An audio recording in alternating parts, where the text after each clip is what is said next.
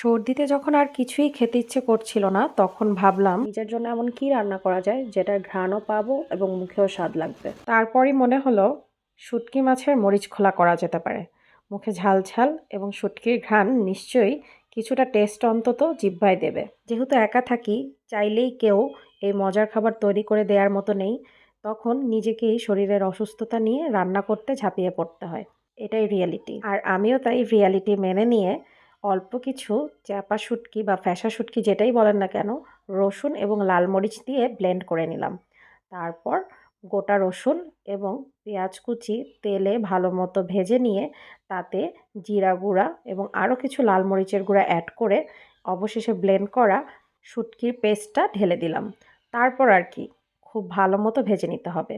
এত ভালো মতো ভাজতে হবে যে ভাজার জন্য আপনাকে হাঁচতে হাঁচতে এর মাসুল গুনতে হবে। রান্নার সময় এই শুটকির ঘ্রাণ অন্ততপক্ষে আশেপাশের ৪ বাসার মানুষ জেনে যাবে।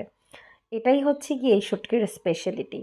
যদিও আমার এত সর্দি, পরবর্তীতে যখন আমি খেতে বসেছি তখন আর শুটকির ঘ্রাণ পাইনি। যাই হোক, যখন এরকম তেল উঠে আসবে, তৈরি হয়ে যাবে আমার খুব প্রিয় ফ্যাসা শুটকির মরিচ খোলা। আপনারা এই রেসিপি কে কে ট্রাই করেছিলেন কমেন্টে অবশ্যই জানাবেন। And last of all, thanks for watching.